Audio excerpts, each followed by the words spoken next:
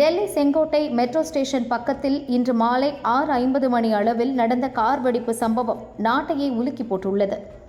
இந்த பயங்கர சம்பவத்தில் 10 பேர் மரணமடைந்துள்ளனர், 24 பேர் பலத்த காயமடைந்தனர்.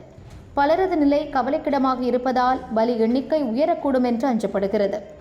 கார் வெடித்து சிதறிய போது பக்கத்தில் இருந்த 8 கார்களும் தீப்பிடித்து கருகின.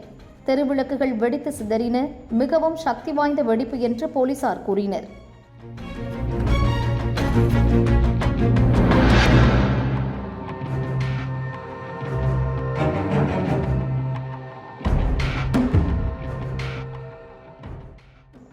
டெல்லி அருகே பயங்கரவாதிகளிடமிருந்து டன் கணக்கில் வெடிகுண்டு தயாரிப்பதற்கான மூலப்பொருட்கள் கைப்பற்றப்பட்ட சில மணி நேரத்தில் இந்த சம்பவம் நடந்ததால் பதற்றம் நிலவுகிறது.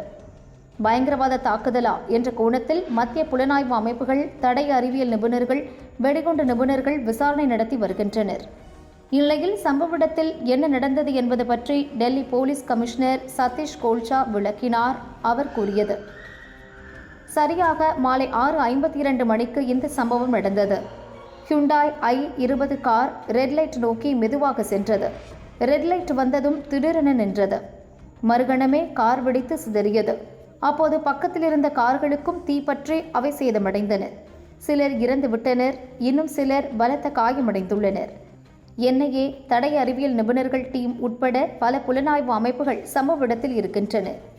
நாங்கள் நிலைமையை கண்காணித்து வருகிறோம். உள்துறை அமைச்சர் அமித்ஷாவும் எங்களிடம் போனில் பேசினார்.